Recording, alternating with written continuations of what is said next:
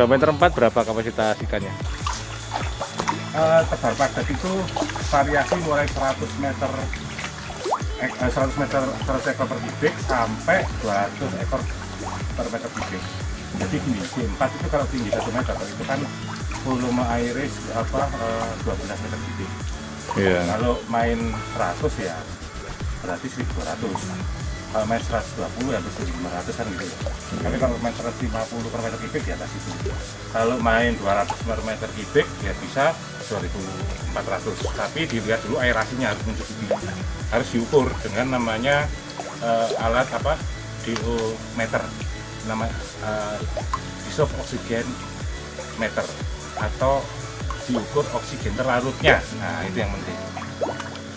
Itu sangat berperan, Mas. Kalau masa panennya sendiri Pak berapa bulan? Tergantung kita tebarnya ukur berapa. Kalau dari berat 20 gram ya 3 bulan. Kalau dari deder ya bisa 5-6 bulan. Jadi kalau pada umumnya itu panen itu 3-5 bulan. Kasih makan ini berapa tiap besarnya berbeda, berat pakannya juga berbeda ya Pak? Bukan berat pakan ya. Kalau berat ya betul, kalau total berat pakan kan tergantung tebaran ikan Ya. dan bobot ikan. Kalau ukuran pakan tergantung bukaan lebar mulut ikan. Ukurannya kan, kalau orang-orang tahunya kan min 1, min 2, min 3, min 4 kan. Jadi kasih pakan ikan itu tergantung cuaca ya, dan lain-lain. Suhu sangat berpengaruh. Suhu Juga pengaruh. Kesehatan ikan berpengaruh. Sebenarnya nilai itu suka hangat. Nah, antara cocok gimana ya? Kalau ideal sih agak kurang, tapi bisa, termasuk bisa. Nah, karena di Sukabumi dingin juga bisa, di Batu teman-teman itu juga bisa. Kan ada BDI Punten Batu juga. Jadi masih bisa. Kalau ngomong ideal kurang, kalau ngomong ideal enggak, tapi bisa. dari mulai usia berapa itu? Mulai kalau 2 bulan tuh Pak, panen 2 bulan itu. Itu dari ini ukur berat 60 gram up. 60 gram up sudah 2 bulan panen ya? Ya, dari situ 60 bisa 2 bulan. Tergantung pemeliharaannya juga. Feeding rate-nya juga. Ya, asupan makan per hari lah. Ini dulu tebarnya mulai 0,1 gram. Kecil kali 1-2 cm. Prediksi berapa bulan panen kalau dari yang kecil itu? 4-6. Tergantung tebar padat. Dari reaksi harus kita ukur. Jadi ngasih makan itu nggak sembarang. Jadi gini, ketika ikan lapar itu kan keluar enzim. Iya. Keluar enzim pencernaan. Jadi kalau ikan nggak lapar dikasih makan itu kurang bagus. Kenapa? Dia makan tapi pelan-pelan kan. Itu cirinya. Tapi tidak terserap, akan jadi kotoran. Jadi pas lapar sekali itu bagus karena enzim produksi enzim pencernaan sangat tinggi. Jadi akan terolah jadi daging gitu. Jadi gini, nilai itu memang nggak rata. Nilai itu nggak bisa besarnya rata gitu, nggak bisa. Jadi ada, kalau saya bagi 4 grade A, B, C, D. Kalau ini grade C, D masuk. Jadi kita sortir. Jadi yang grade A, grade AB misalnya gini, grade AB sekian bulan sudah 100 gram. Ya, grade B itu bermain antara 50 sampai 70 gram. Grade C itu 30 sampai 50. Grade D di bawahnya itu. Nah, seperti itu. Tapi bisa besar semua ya, tapi paling cepat yang grade A. Kalau kasih pakannya itu ada waktunya khusus atau gimana Pak? Oh, itu macam-macam tekniknya. Ada yang 3 kali sehari, ada yang 2 kali, ada yang 1 kali gitu kan. Ya tergantung keilmuan masing-masing. Tapi yang paling bagus Siang yang cuaca panas. sekali saja nggak masalah berarti? Apanya? Sehari sekali? Sehari sekali nggak apa-apa, asal maksimal. Tapi kasih juga ya kan gini. Nila itu nggak bisa makan serp sekali langsung kenyang kan nggak. Dia perlu dicerna dulu, main-main dulu, terus lapar lagi. Dan antara 1-2 itu beda berapa 10 menit. Beda 10 menit, terus jeda setengah jam gitu kan. Seperti itu. Tapi kurun waktunya 1 jam maksimal kan gitu. Sekali itu. Ya, kalau 1 kali kurun waktunya 3 jam ya sama saja, bukan 1 kali namanya kan. Iya.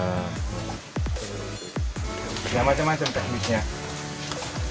Dan di ukuran juga pengaruh Mas. Kalau kecil itu feeding rate lebih sering dia. Frekuensi rate ya. Nah ini kan bereaksi, berarti lapar enzim pencernaan ini Yang ini masih bereaksi berarti? ini juga bereaksi. Kalau bereaksi kita kasih makan, kalau berhenti jangan. Jadi kesimpulannya menurut timbangan juga kita ikuti, menurut Phil bahwa ikan itu masih lapar ya kita ikuti juga ya Pak ya? Timbangan yang mengikuti. Oh timbangan justru mengikuti ikan? Kan bisa apa misalnya apa namanya bisa kilo, 2 kilo, 10 kilo tergantung kebutuhan ikan.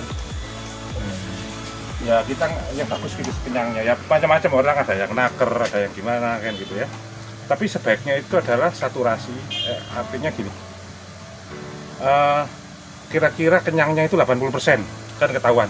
Ya. Ketika reaksinya cepat itu kan lapar kan itu kan. Mulai tenang ya, kita nggak usah pas kalau kasih makan lagi. Ini jenis ikan nila apa ini Pak? Kekar. Kekar. Kok ada beda warna itu? Oh kan karena bahannya ada yang merah, ada yang biru. Tapi tetap dalam jenis nila kekar. Ya.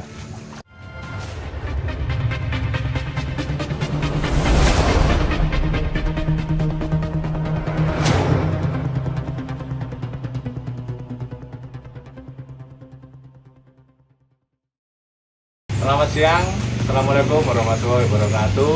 Kembali di channel saya Samuel Eka Christian dalam acara masih tetap pengembangan masyarakat di RW 02. Saat ini kita berkunjung ke pertanian nila di rumah Bapak Arif di lokasi. Salah satu lokasi budidaya ikan nila daerah Jemunang pada Sari Wakir.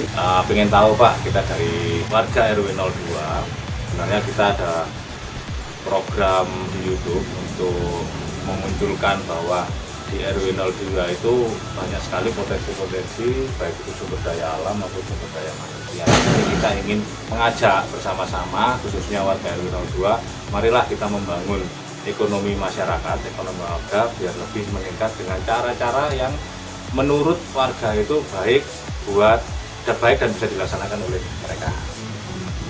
Oke, kita sekarang perkenalkan dulu ini profil dari Bapak Arif. Monggo Bapak Arif diperkenalkan ke warga.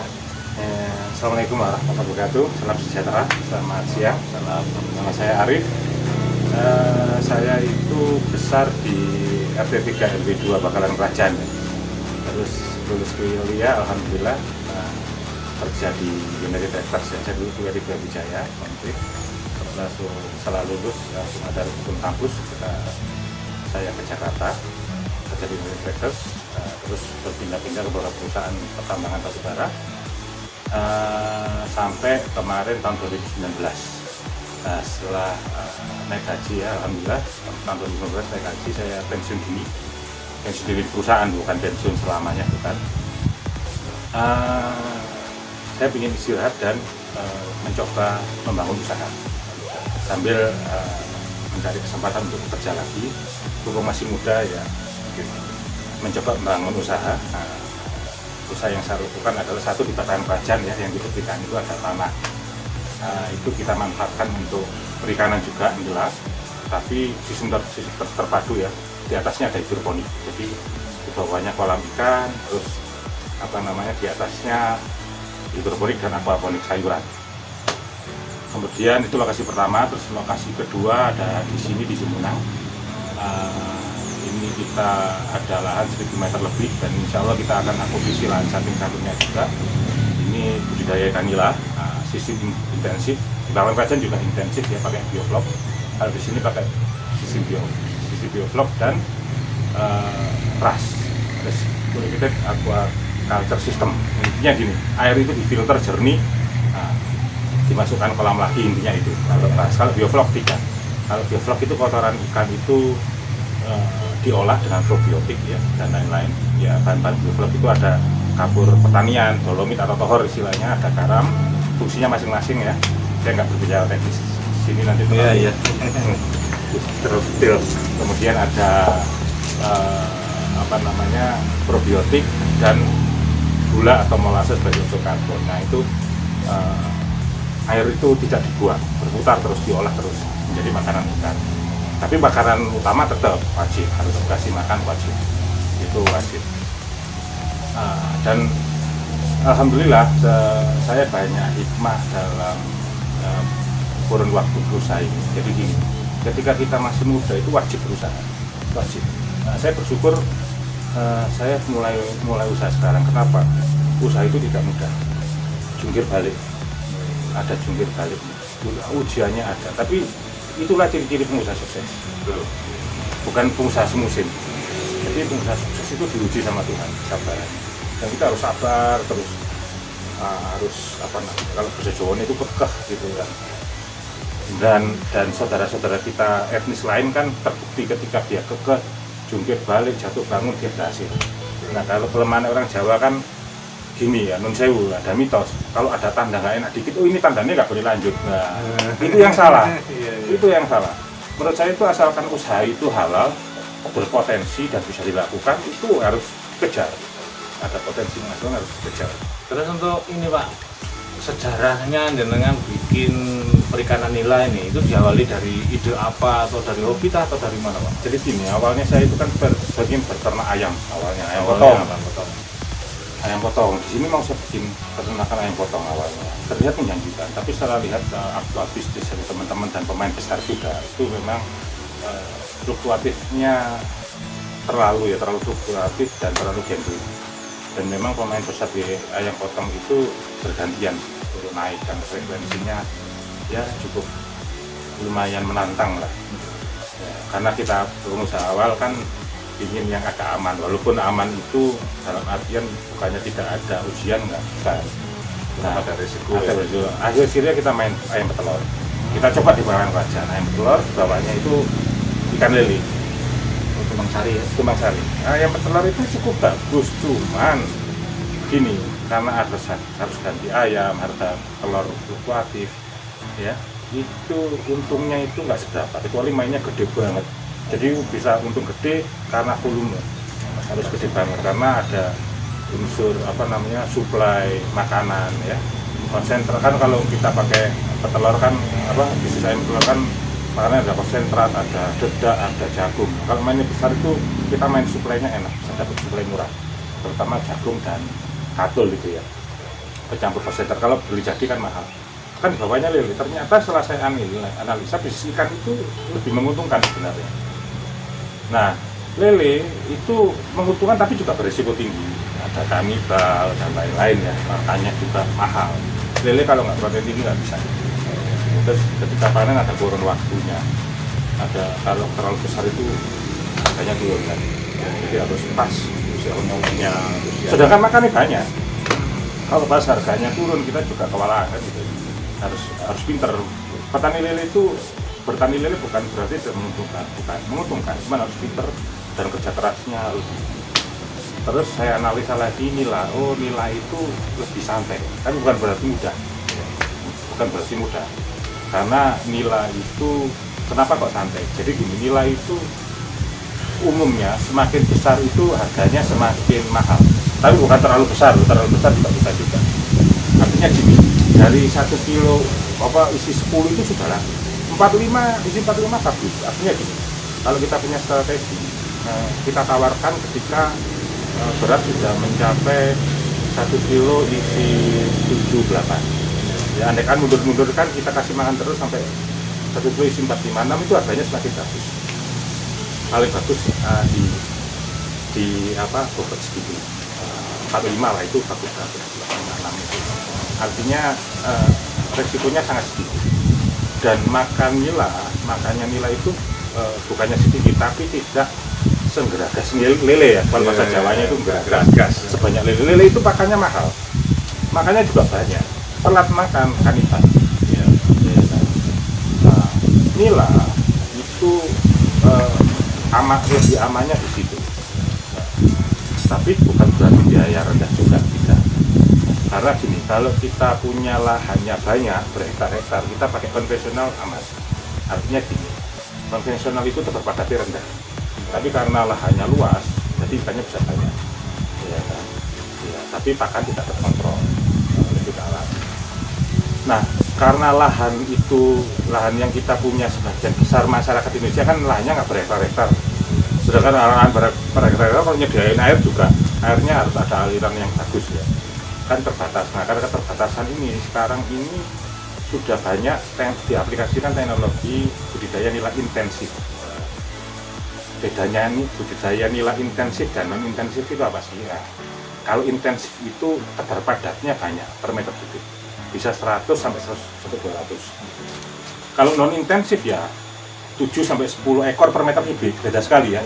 Bisa 10 sampai 20 kali lipat bedanya. Tapi intensif ini harus dengan teknologi, harus dengan peralatan, harus dengan ilmuwan, karena di situ ada yang namanya ilmu kimia air, ada keilmuan mikrobiologi, ada ilmu fisika ikan, ya keilmuan ikan dan lain-lain lah. Di situ apa harus smart, bukannya susah enggak. Kalau dilakukan sudah biasa. Petani kalau sudah pinter itu ya biasa, walaupun lulusan SD atau nggak sekolah pun juga bisa. Kalau sudah biasa aplikasi yang benar juga bisa. Kebiasaan saja. Awalnya nila ini tahun berapa?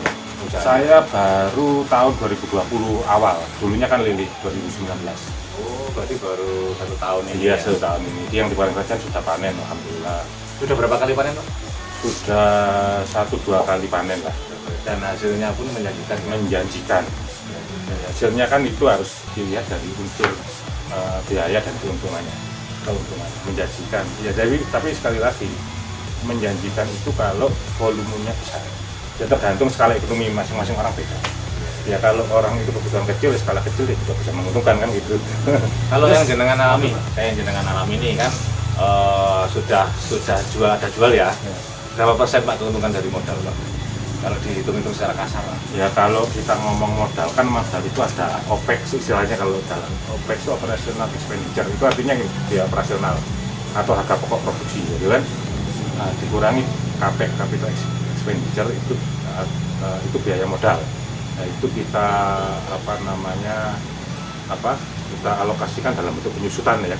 Sudah biaya pakan dan lain-lain, penyusutan itu harga pokok produksinya itu misal bisa 13 maksimal artinya bisa 11-12 ribu per kilo. Sedangkan teman-teman jual itu bisa 25.000 minimal per kilo, maksudnya hampir 50% ya. Kalau pinter Ya. bisa 50%. Dan marginnya sampai segitu ya? Iya, itu udah biaya listrik dan lain-lain. Kalau pinter, kalau sudah pinter ngelolanya. Kenapa kalau pinter? Pertama gini, nilai itu seleksi bibit itu pengaruh, sumber bibit sangat pengaruh. Nilai gen itu sangat pengaruh sekali. Itu yang pertama. Kedua, kita harus melihat kesehatan ikan. Ya, karena akan terlibat pada kematian massal kalau nggak bagus. Ya, terus ketiga adalah bagaimana mempercepat pertumbuhan. Nah, itu juga keilmuannya juga banyak. Saya pun masih belajar, saya belum pinter ya. Masih belajar terus sama teman-teman ini, makanya ada teman-teman ini loh, teman-teman itu orang pinter itu nggak pernah ngakuin kalau pinter, padahal sudah profesional. Tadi mau tanya apa? Ya gini Pak, ini kan sebenarnya tujuan kami dan Pak Samuel itu satunya ingin meningkat pemberdayaan masyarakat, salah satunya adalah peningkatan ekonomi di masyarakat kedua khususnya. Ini kan kalau usaha seperti ini kan memang modalnya besar Pak ya. Ya, dan untuk pemula-pemula mungkin nanti pengusaha pemuda yang mau usahakan kan mengikuti jejak Pak Arif sebagai contoh, sebagai semangat itu kira-kira teknik yang bagus untuk memulai yang kecil-kecilan dulu disesuaikan dengan kapital yang ada di masyarakat masing-masing gimana? Yang efektif untuk mungkin dananya mungkin masih tak punya dana kecil dan sebagainya ini ukurannya gimana? Jadi gini, keterbatasan masyarakat pada umumnya adalah menengah ke bawah itu ya, adalah pertama modal, kedua lahan.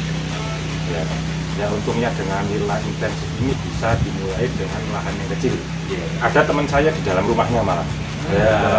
Di dalam rumahnya itu Mas Tui itu di dalam rumah.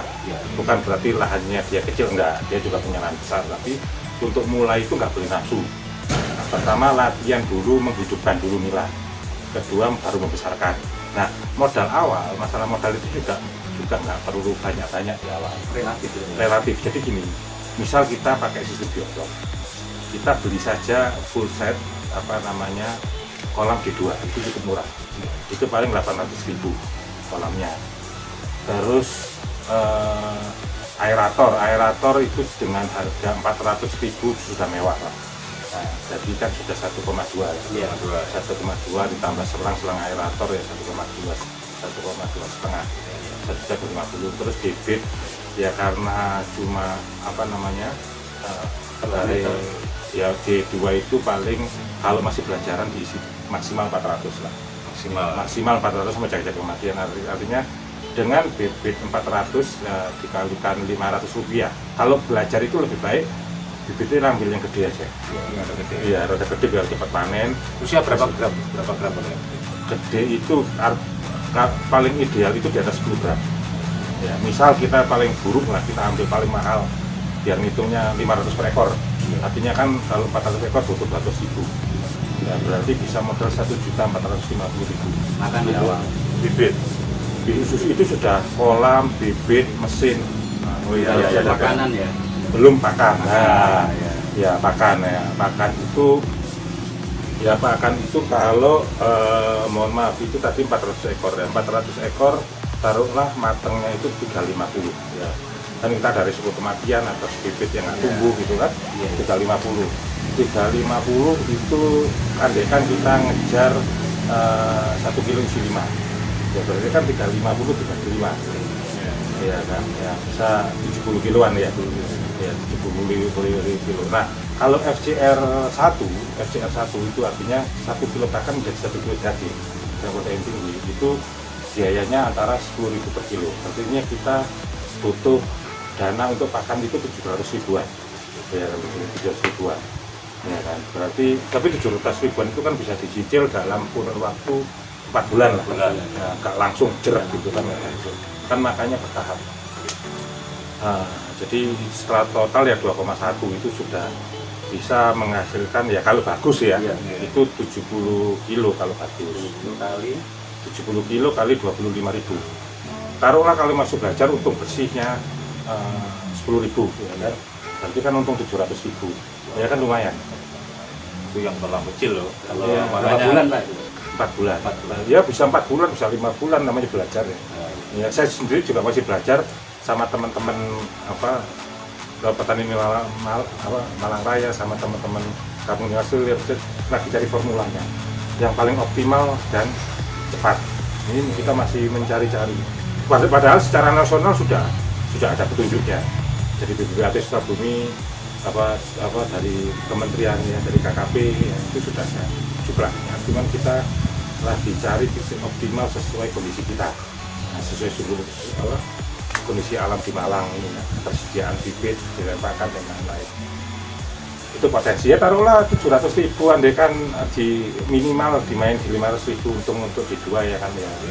Insya Allah sudah dapat lah itu ya. Artinya kalau main 5 bulan ya 100.000 per bulan kan lumayan. Ya, sambil nyantai. Itu kalau satu kolam. Berarti udah ada komunitas ya Pak ya di jaringan sendiri, berarti udah ada jaringan.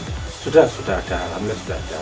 Antara lainnya dari mana? Petani Nila Malang Raya itu kebetulan kami dan teman-teman dulu yang mulai. Itu anggotanya seluruh petani Nila Malang Raya dan dari kota seperti Lumajang, Sidoarjo, Pasuruan itu juga ikut gabung ya, Purwodadi, ya Malang Raya itu termasuk Lawang, Turen gitu ya. Itu komunitasnya sudah ada. Ya kita saling membantu. Berarti kalau di Bakalan Raja sendiri kan ada Kampung Nila, Silir, ya itu juga berkoordinasi dengan sini ya. Oh iya, kita bersahabat, saling mendukung itu saudara kita. Berarti misalnya nih ada warga dari RW 02 ingin mempunyai ide bertanam nila gitu. Kita itu arahnya kemana dulu?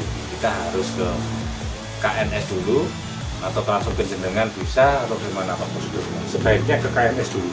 Karena KNS itu handle pemula itu sudah terbiasa kan, beliau teman-teman di sana ini kan pemberdayaan, jadi biasa handle pemula, mengarahkan bibitnya bagaimana, cukup telaten lah. Kalau kesini langsung nanti kayak iya, jenengan juga kesibukannya banyak sekali.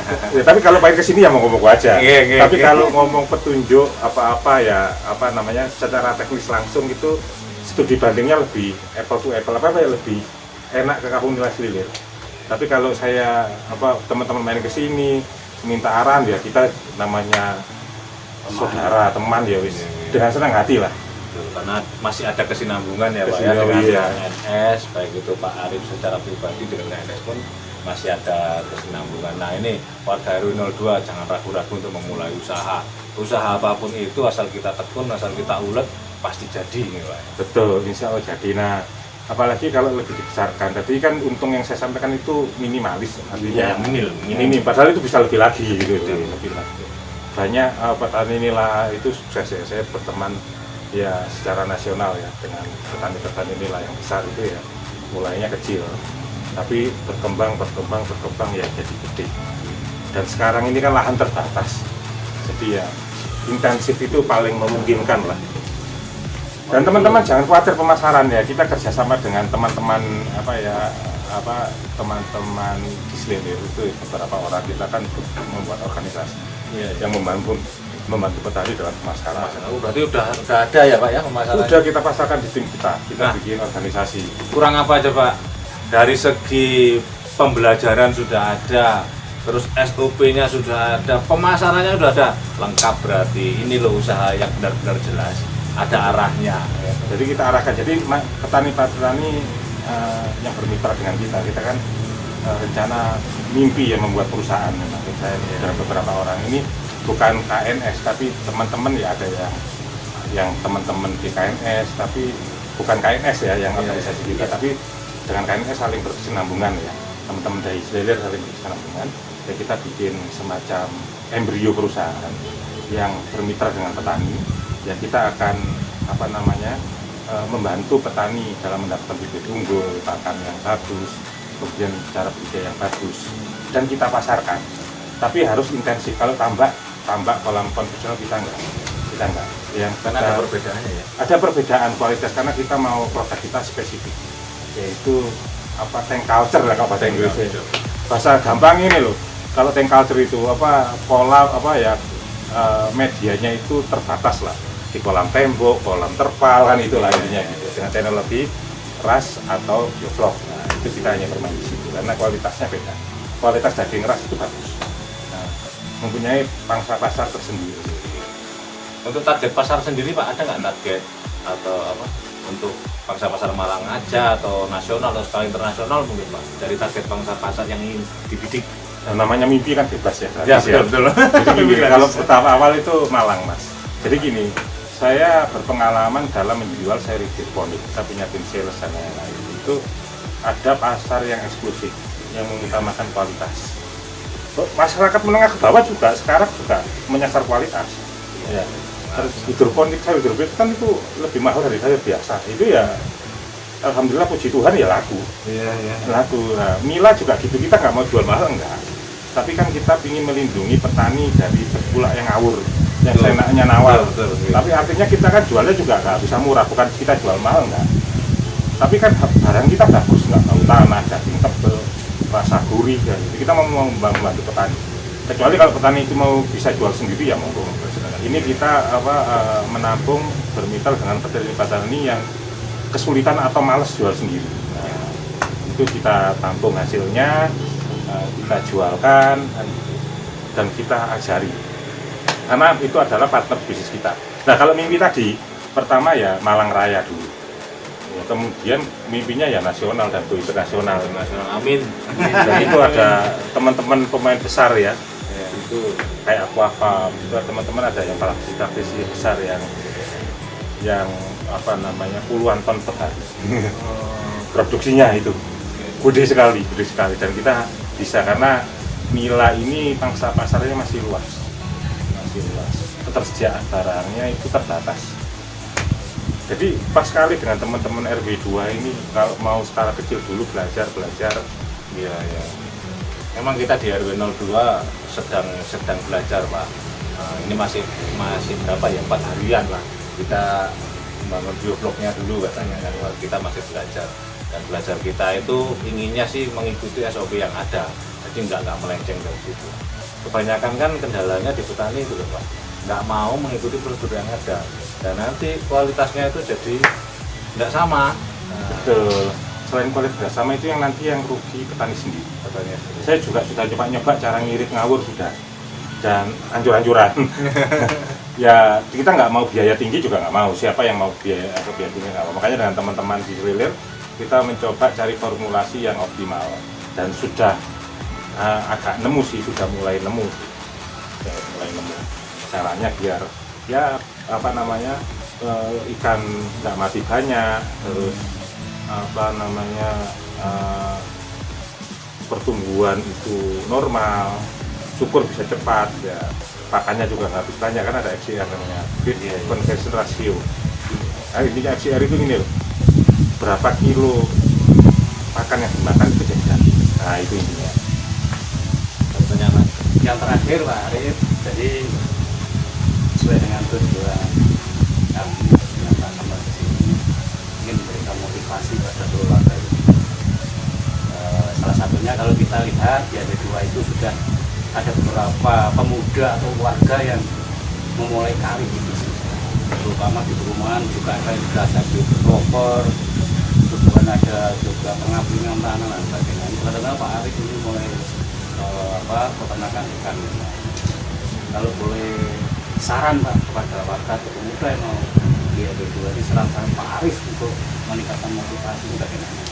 Jadi saran saya ya dari pengalaman saya, jadi gini, saya andai-andaikan diri saya nggak pensiun dini, nggak istirahat sejenak dari bekerja mulai usaha. Kan saya nanti bekerja lagi tujuannya untuk nambah modal, ya tambah banyak, biasanya gede. Andaikan saya kerja terus sampai tua, sampai pensiun, ya kan. Sedangkan sampai pensiun, mungkin lah dapat uang pensiun. Uang pensiun bisa habis, ya kan. Uang pensiun bisa habis. Sedangkan kebutuhan itu kan tidak berhenti, harga akan naik. Jadi kalau saya mulai sudah usia pensiun itu akan mungkin ya, sepertinya ya mungkin ya, saya nggak bisa memastikan, mungkin agak terlambat. Kenapa? Bisnis itu nomor satu mental. Iya. Ya kita lihat bangsa Cina, teman-teman kita keturunan Cina, saudara kita keturunan Cina ya. Saya bilang saudara karena mereka juga ciptaan Tuhan. Itu mentalnya kuat, jadi apa ya, gigih mereka itu, jatuh bangun.